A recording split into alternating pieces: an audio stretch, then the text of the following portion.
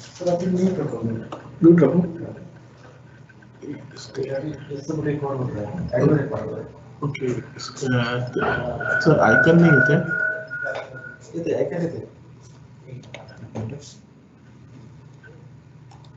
Okay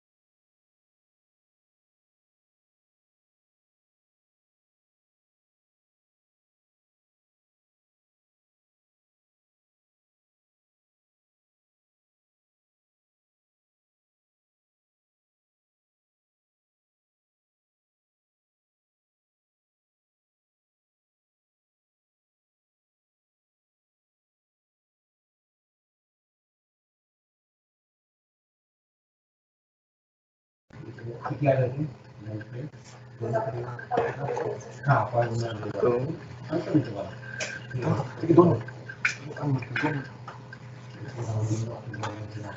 Good afternoon, everyone. Today we have amongst us Dr. Samir Fadnis, who is working as Associate Professor at Symbiosis Institute of Health Science. He is subject of health insurance and healthcare management. He will be taking today's live online lecture on government health insurance schemes. Over to you, sir. First of all, I'd like to thank Mr. Elvin for the generous introduction. So, good afternoon, students. Today I'm going to talk about government health insurance schemes. So, in the today's world of Pradhan Mantri Jan Arogya Yojana, aka the Ayushman Bharat Yojana. These government health insurance schemes have gained much limelight and prominence. So the point here is that health insurance is one of the tools for it is one of the tools for health financing, and we need to see these particular government initiatives in the context of the health system. So this is the building blocks framework for health system given by the World Health Organization. So this is a way to, we can say, understand the health system, know about its constituents, and also one of the, you can say, unique feature of this framework is that it highlights the kind of interrelationships and the kind of, you can say, interactions which are there in the different blocks of the health system. So you can see from this slide that healthcare financing is one of the building blocks for the health system, and we cannot, you can say, work for health financing considering it in isolation. So we need to understand that there are other constituents or the blocks of the health system which can impact the healthcare financing function. And if we need to intervene in the health financing system, health financing function, we always need to keep that in the back of our mind that it doesn't work in isolation. There are other constituents which impact it. So I'll give you a brief overview of the health financing function of the health system, because it will be able to generate a more comprehensive understanding of these government health insurance schemes. So health financing refers to the function of a health system concerned with the mobilization, accumulation, and allocation of money to cover the health needs of the population individually and collectively in the health system. And the purpose of health financing is to make funding available as well as to set the right financial incentives to providers to ensure that all individuals have access to effective public health and personal care. So one of the points I like to make from this particular definition is that if we are considering the health financing aspect of the health system, we need to consider the mobilization as well as accumulation as well as allocation of the finances, because these three aspects are intricately related. If there is poor mobilization, there is going to be poor accumulation of financial resources, and also the allocation will be impacted. So we need to understand that the health financing function, can say the basic, you can say, components of that are mobilization, accumulation, and allocation of the financial resources. So these are some of the core indicators related to the health financing function. total health expenditure per capita in the international and US dollars, general government health expenditure as a proportion of the total government expenditure, and a ratio of household out-of-pocket payments for health to the total health expenditures. So students, just I'd like to tell you that if there are any questions, I'll be addressing them in the end. So just note down your questions, and you can ask me at the end of this lecture. So as I said, the three components of the healthcare financing function: mobilization of the financial resources, their pooling and managing in a risk sharing perspective. So this is something we need to understand, that the pooling of the resources and managing in a risk sharing perspective. I'll be talking about this in a few moments. And the purchase of the health services. So I talked about this concept of risk pooling. So I'll first talk about a scenario in which the risk pooling doesn't happen. So there are individuals in the community, and they are having certain, you can say, financial risk due to health, because everybody can fall ill. And how the individuals are dealing with this financial risk? They are they are using their own resources in order to deal with financial risk related to sickness. So what happens in that kind of scenario?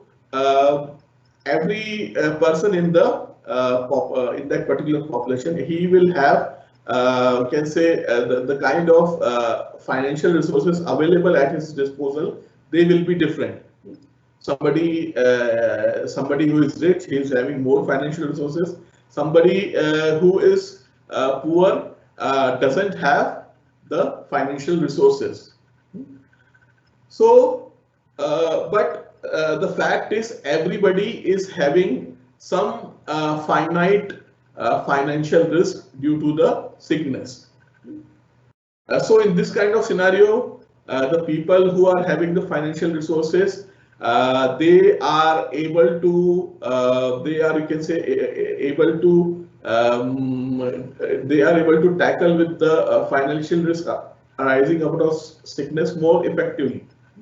Whereas somebody who is not having the financial resources, somebody who is poor, it might be the case that he, it could be an extreme case, like he might not use the health services which are needed. He is sick, but doesn't use the health services, and there is some adverse outcome, like he dies. So this is a scenario in which there is no risk pooling. So consider another scenario. Everybody in the population has some financial risk due to sickness, but they come together, they pool their resources, and they, out of those pooled resources, the healthcare needs of the people participating in the pool are met. So this is what I meant by pooling in a risk sharing perspective.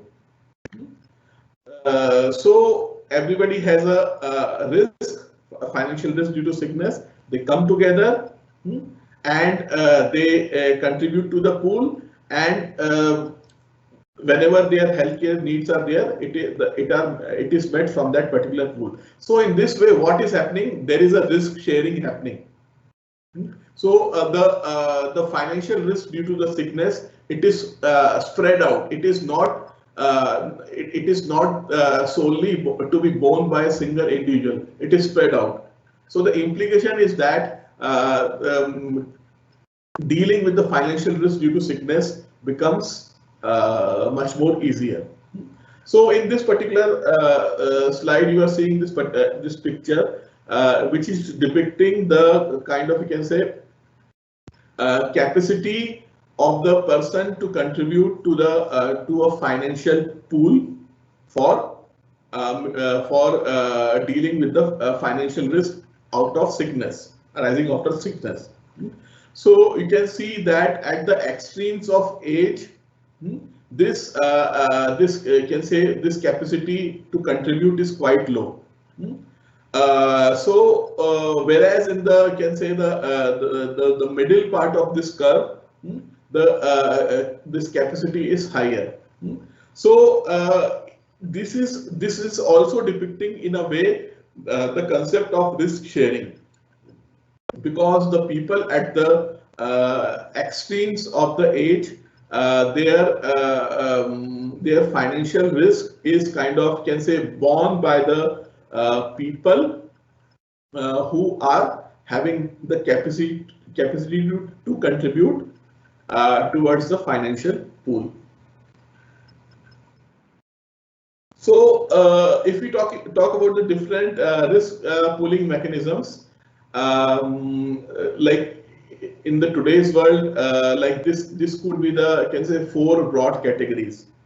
National Health Service. So National Health Service, you can say the prototype for the National Health Service, or the classical example for National Health Service is the United Kingdom. So in the United Kingdom, the healthcare is funded through taxation. Everybody is paying the taxes, and from the tax revenue that is generated, the government is providing the health services. So this is also a kind of a risk pooling mechanism, in the sense that everybody is contributing to the risk pool through the taxes, and from that particular financial pool, the government is providing the health services. Then we can have then we have something known as the social health insurance.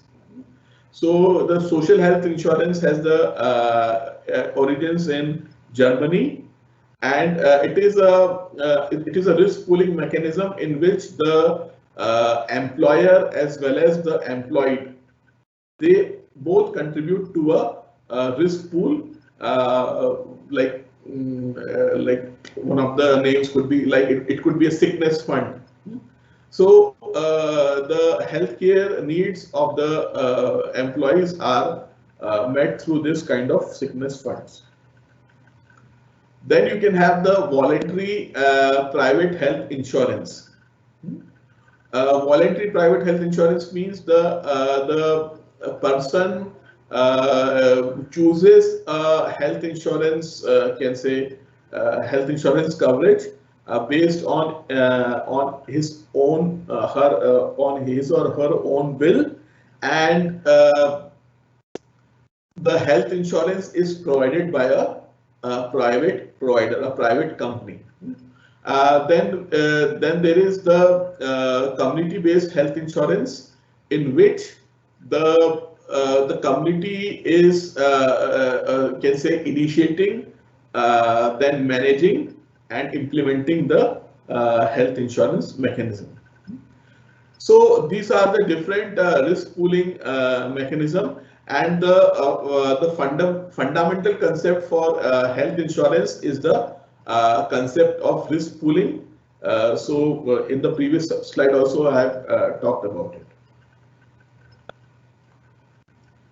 So if we talk about the different purchasing arrangements, so I talked about the fact that health insurance function has 3 components: accumulation of resources. So first is the mobilization of resources, then the pooling of resources, and third is the purchasing of the healthcare. So if we talk about the purchasing arrangements, there is a huge, you can say they are huge. There is a great diversity in the kind of purchasing arrangements that are there.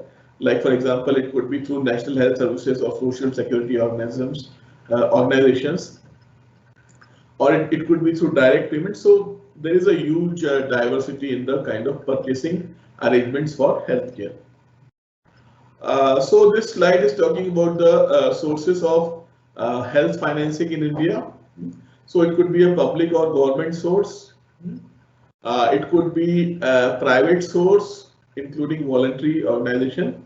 So the private individual household expenditure, it is one of the major source of health financing in the country. So another is the external source from the donor agencies and the mixed sources. So this is basically, I can say, kind of a background to the health financing scenario in the country. So you can see here the current health expenditure as a percentage of GDP. So this was for the year 2015. This 3.93. And the current health expenditure per capita in terms of US dollars, it is about $64. Then another indicator we need to consider is the domestic health expenditure or the government health expenditure as percentage of GDP. So this was 0.92% in 2015. And in terms of the per capita in current US dollars, the government health expenditure was 14.91 or $15, can say, in 2015.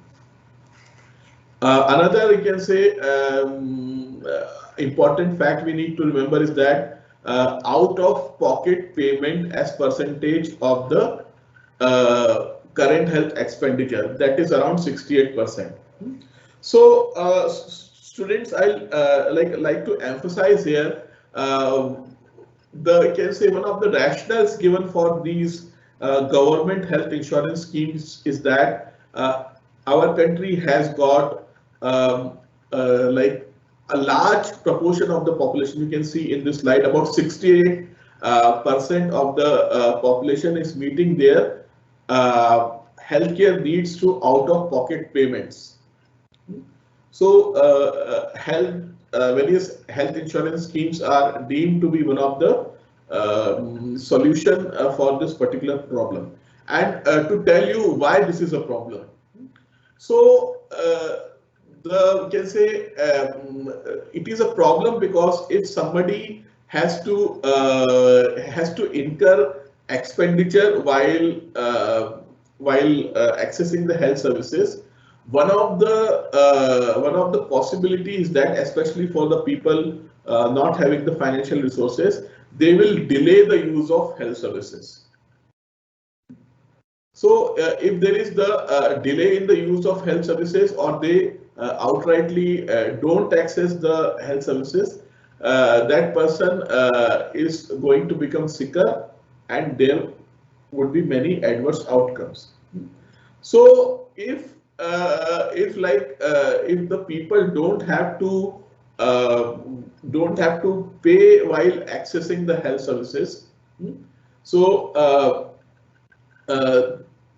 in that kind of scenario, the use of the health services will be promoted because of the fact that the person doesn't have to pay for healthcare at the time of use. So in the context of health financing, we talk about various prepayment arrangements, and insurance is one of the prepayment mechanisms through which a person doesn't have to pay for healthcare at time of using it. So this prepayment of the prepayment for healthcare is deemed to be the solution for this problem of for the problem which might arise when people have to pay for healthcare and they forgo the use of health services. So this is showing the trend in the current expenditure on health as percentage of GDP. So you can see the kind of trend that is there. Regarding the share of revenue for health as percentage of current expenditure on health. So you can see that it is mostly health is funded through the individuals through the out of pocket financing mode. This is depicting the general government expenditure on health as percentage of the general government expenditure. So you can see it is hovering somewhere around somewhere around 3%. This slide is talking about the trends in the current health expenditure, the domestic general government health expenditure and out of the pocket payments. So you can see like in all of these three indicators there has been a rise, and one thing to notice from this particular slide is that there has been a constant rise in the healthcare funded through out of pocket payment.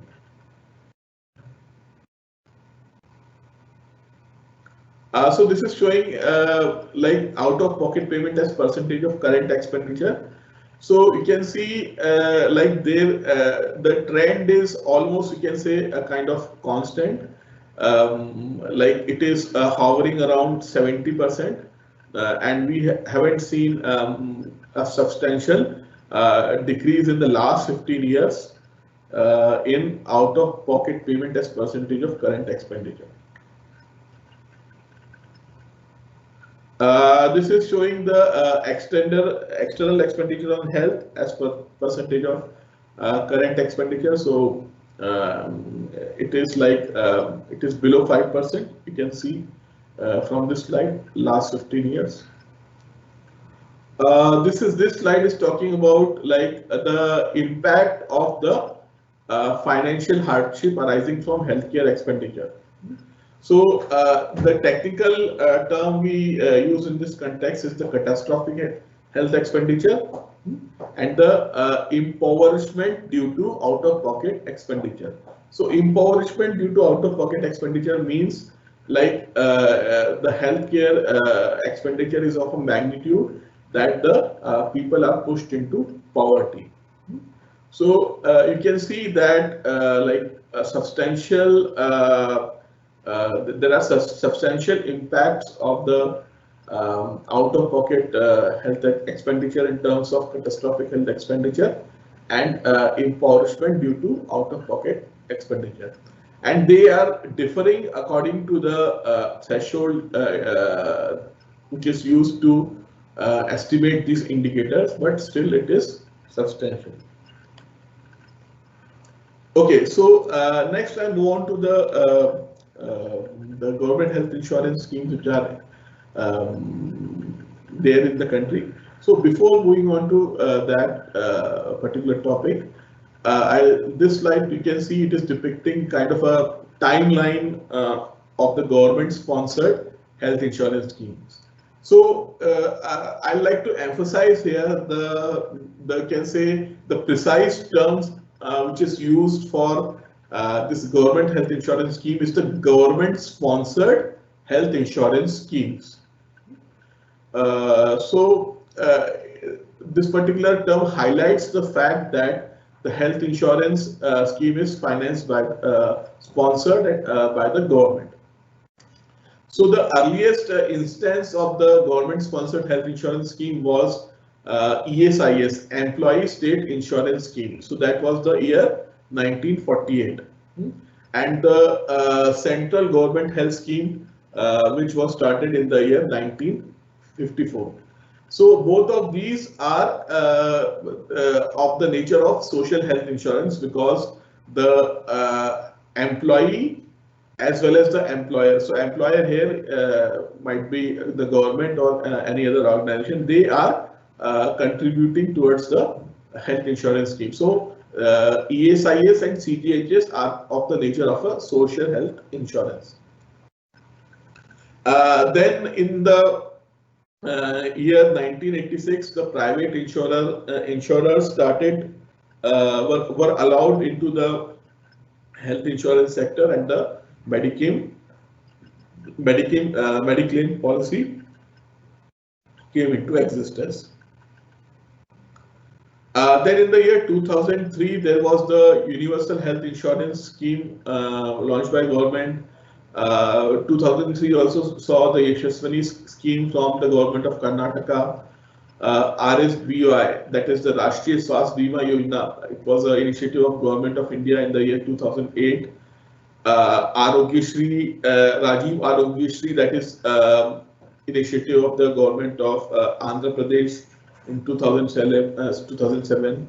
So like that, you can say from like in the 2000s, they have witnessed a steady rise in the number of government-sponsored health insurance schemes. And at the last count, this number was hovering around 50 or more. So you can see in this particular slide, the persons covered the persons covered is depicted in millions, and also the proportion of the population covered through this health insurance schemes. So there has been a steady rise in the like the period after 2010, and also the kind of premium that has been paid is seeing a rise. So you can see from this slide the percentage or the proportion of population covered by the government health insurance schemes has steadily risen in our country. Okay, next I move to some of the salient features of the this government-sponsored health insurance schemes.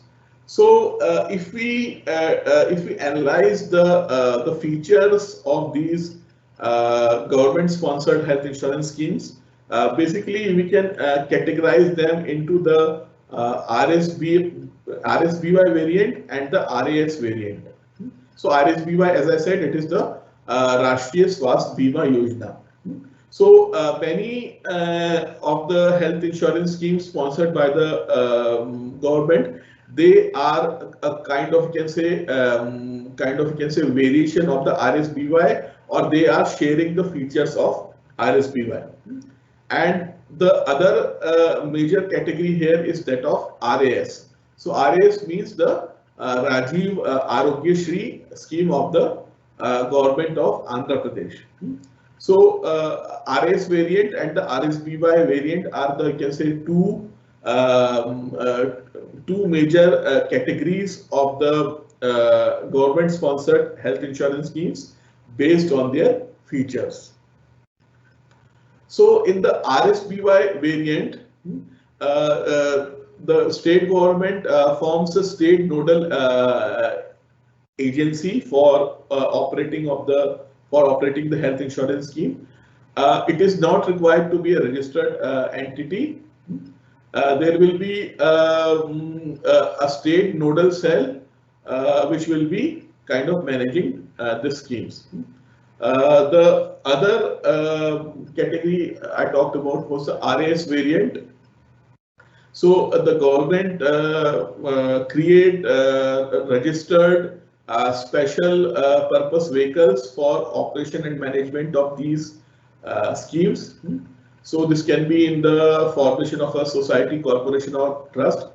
So for example, in the case of RAS, so Arogyashri Healthcare Trust was formed for its implementation.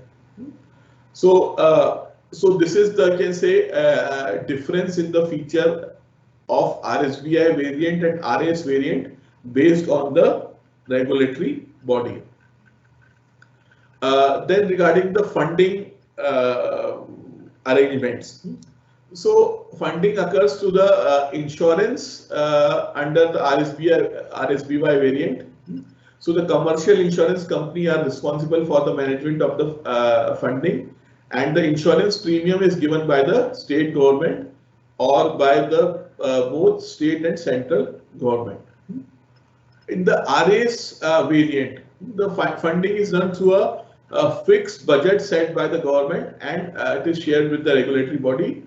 The special purpose vehicle formed for operating the RS variant, they will hold the sanction amount of budget, which is like dispersed to the paneled hospitals, either directly or through the government bodies.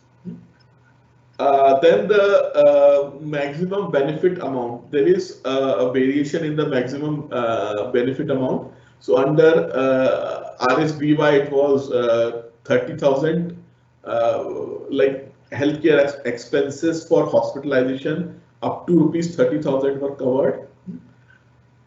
Then in the case of RS variant, the maximum benefit amount was like something around 100,000 rupees. Then regarding the empaneling authority, so under the RSBY variant, public healthcare providers, which are the institute owned and managed by government, are either automatically enrolled in the scheme or empaneled by specifying by satisfying a minimum criteria. The empanelment of the private health providers is through the insurance agencies. In the case of RAS variant, the empanelment is done through the special purpose vehicle. Sometimes the government healthcare providers are automatically empaneled, and there is some criteria, minimum criteria for empaneling the healthcare providers. So next, I'll be talking about the ABPMJY. So as you know, it is ABPMJY stands for the Ayushman Bharat Pradhan Mantri Jan Arogya Yojana. So the core features of the ABPMJY. So it is providing a cover of Indian rupees, like it is providing a cover of 5 lakh rupees per family per year. Over 10 crore poor and vulnerable families are eligible. So the eligible families for the ABPMJY, one of the criteria was like they were found to be eligible under the SECC, the socio-economic caste census conducted by the government in somewhere around 2010 or 11. The states are given flexibility to decide on the mode of implementation. Benefits will be portable across the country. So like a person who is registered as beneficiary under the ABPMJY, he can access the healthcare anywhere in the country, and it's an entitlement based scheme. So it is providing a benefit cover of 500,000 rupees per family per year. So basically 5 lakh rupees per family per year for secondary and tertiary treatment on cashless and paperless basis. So like the people who are the beneficiaries of this scheme, they can avail the healthcare up to 5 lakh rupees per family per year for the secondary and tertiary treatment. There is no limit on the family size. The release of granted aid is through the escrow account. The implementation might be through, there are different modes, like there might be insurance mode, there might be trust mode, or there might be mixed mode. I'll be talking about in a few moments. Convergence with, there is a convergence with the central as well as state health insurance schemes. So these are some of the features. So according to the, as I said, that like SECC database, that was created in the year 2011. So SECC stands for the Socio-Economic Caste Census, which was conducted in the year 2011, and the people who were included in the SECC database, they are the beneficiaries of the ABPMJAY.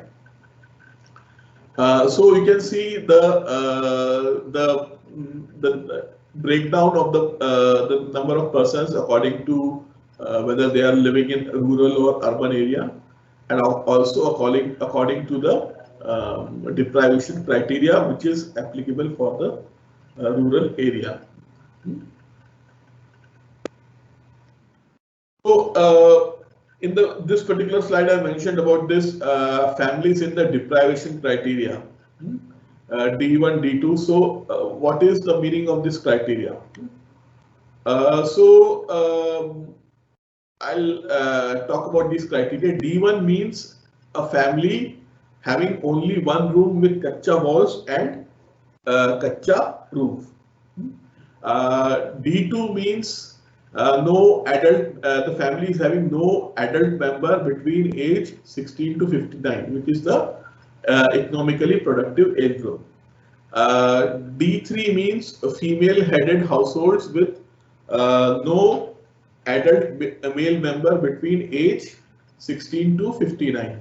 D4 means disabled members and no able-bodied adult member. D5 is the SC/ST households, and D7 are the landless households deriving major part of their income from manual casual labor. Also, the people who are automatically included are households without shelter, people who are destitute or living on alms, manual scavenger families, primitive tribal groups, and legally released bonded labor. So these are the target group in the rural area, and also I talked about the different deprivation criteria from D1 to D7. These are the target group for the urban area. So you can remember from this slide the families belonging to 11 occupational criteria.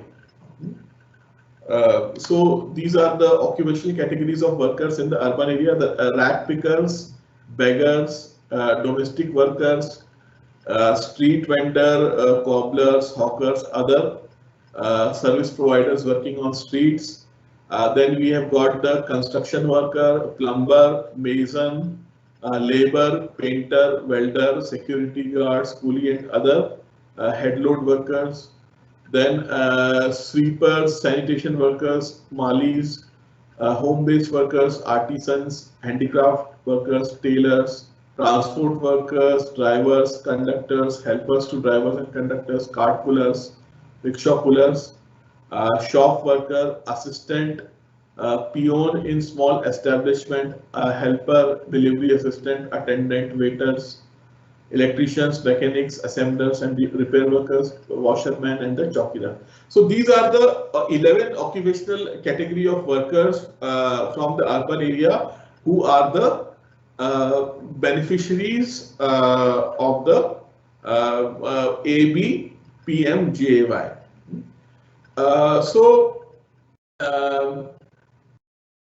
This particular initiative of the government, ABPMJAY, is also seen as one of the steps by the government in order to kind of, we can say, achieve what it set for itself in the national health policy of the year 2017. So the national health policy of the year 2017, it talks about it envisages that every person in the country is able to access healthcare without financial hardship. And this is basically, you can say, So this is basically the way our country is wanting to move towards the path of universal health coverage. So ABPMJY, so this is a major initiative of the government of India, which is covering more than 10 crore people. They have got like certain criteria for inclusion as beneficiaries. The included beneficiaries, their families will be covered for secondary and tertiary care up to 5 lakh rupees in a year, and also it is a scheme which is having portability aspect. Mode of implementation. So regarding the mode of implementation, there is the insurance mode. So the state or the union territories will do open tendering for selecting the insurance company, and it is the insurance company which will be implementing the health insurance, this particular health insurance scheme in that particular state or union territory. So that is the insurance mode. Then there is another possibility. There is the trust or the assurance mode. So here the mode of implementation will be through society or a trust set by the state health department. So the society or the trust will be responsible for the implementation of the ABPMJY. Then there is another possibility in which they talk about the mixed model, in which there is insurance plus assurance. So in this particular mixed model, both modalities are there. So the insurance mode is also there, and also like if there are certain health expenditure which are not covered in the insurance mode, they can also be covered. So that is the mixed model of implementation. So PMJY, this is the data from last 2019. So about 10.3 crore beneficiaries are there for this particular scheme, and hospital and admissions costing about 6,805 crores were covered. About close to 19,000 hospitals have been empaneled under the ABPMJY, and more than 41,000 portability cases were also provided healthcare. So the ABPMJY is a major initiative of the government of India, and it is seen as a you can say it is seen as a step of government towards the universal health coverage. So that was about the ABPMJY. So I'll also talk briefly here about the two social health insurance schemes of the government of India, the ESIS and the CGHS. So as I said, like they are having the nature of the social health insurance. That means the employee as well as the employer, they contribute for this particular health insurance, and then they are able to avail the healthcare. So if you talk about the ESI or the Employee State Insurance Scheme, it is a scheme which was, can say, initiated in the year 1948 and operationalized or launched in the year 1954. CGHS was also launched in the year 1954.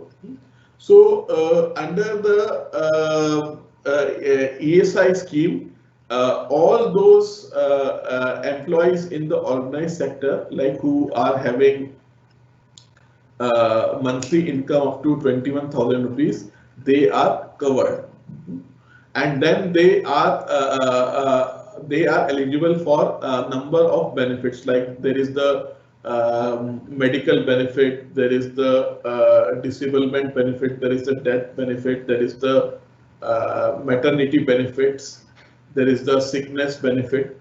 So like there are different, you can say, benefits available under the ESI scheme.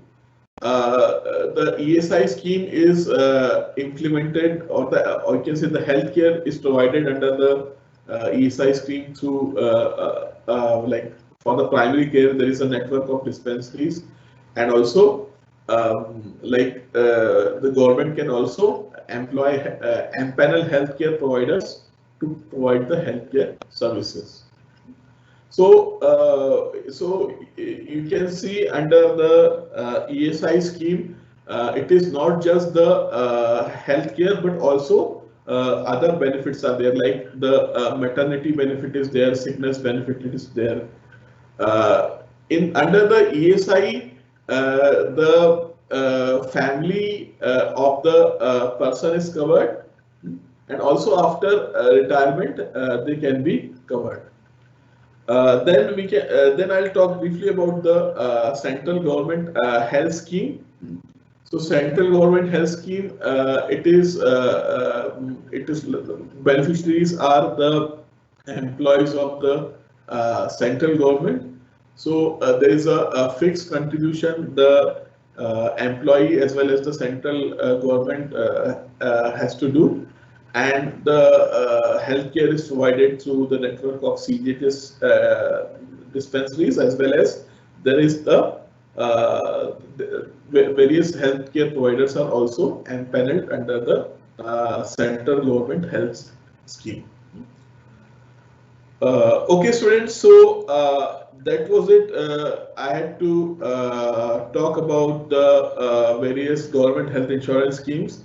So these government health insurance schemes, they are the one of the major initiatives of the government in order to kind of address the various issues related to the health financing function.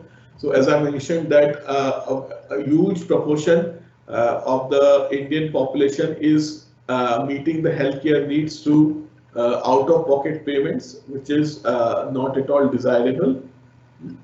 So in order to change this scenario, in order to tackle this this issue, the various state governments and the union government have launched health insurance schemes. So that was it from my side. Now, if you have any questions, you can ask me, and I'll try to answer them.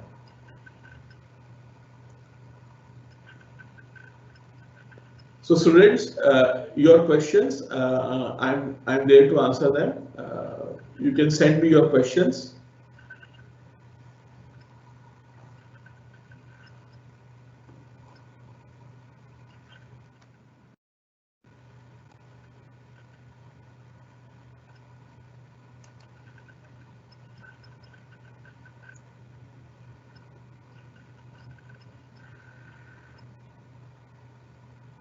Yes, students, your questions.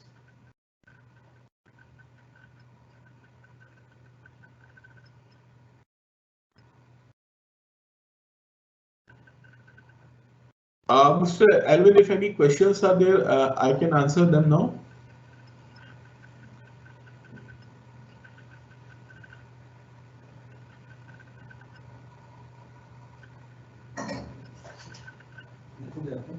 Questions?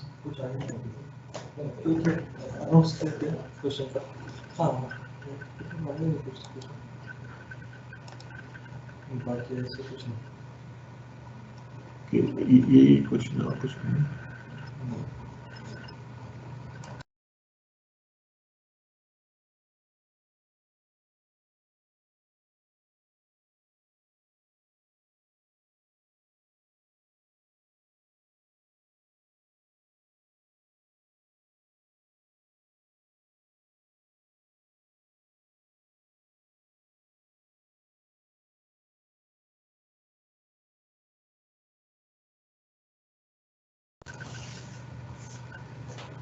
मतलब कुछ नहीं।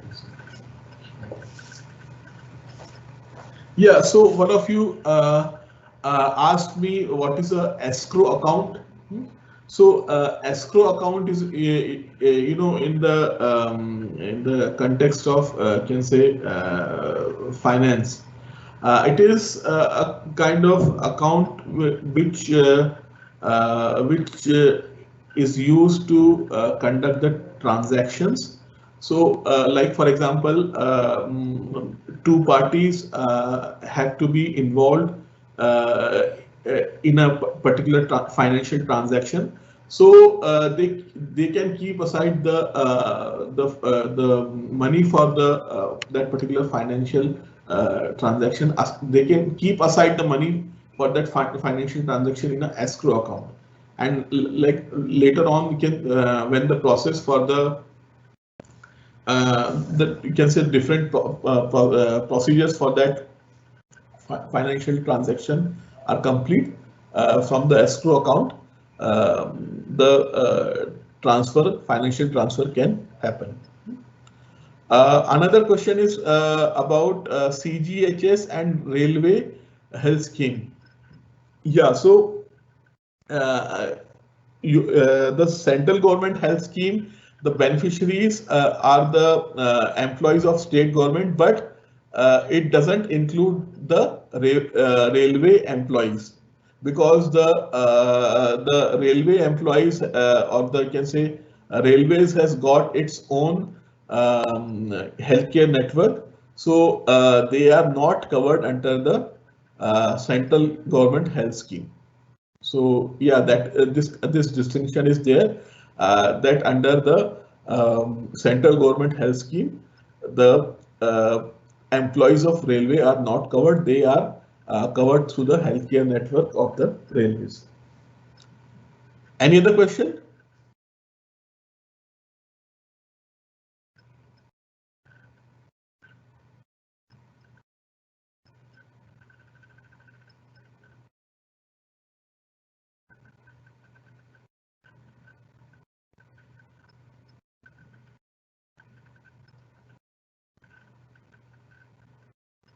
Students, any other question are there related to what I have covered today? Anything you like to speak me again? Any topic which I covered today?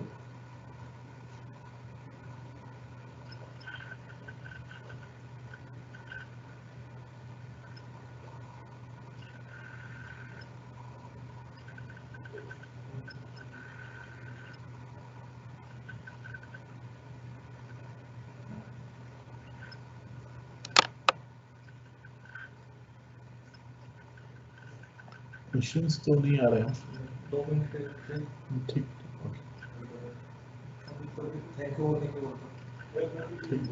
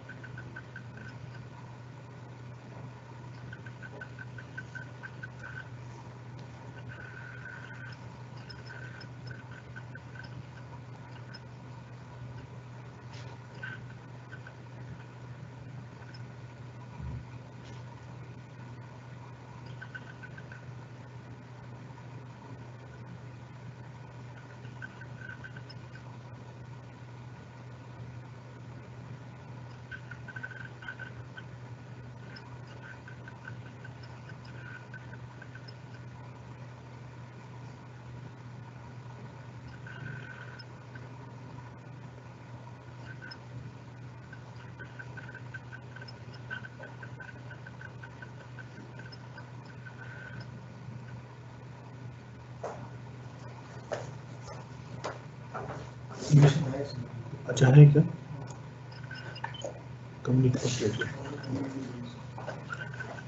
Yes, students, so you have asked me about what is community-based health insurance. So community-based health insurance, it is a kind of a health insurance scheme in which the community initiates the health insurance scheme. It plans the health insurance scheme, and it implements the health insurance scheme. So to give you an example of community-based health insurance scheme, so like there is a health insurance scheme for the workers who are part of the Amul cooperative. And also there is another can say classical example is the health insurance scheme of the voluntary health association of the females or working women's association. So these are some examples of the community-based health insurance in our country. Any other question?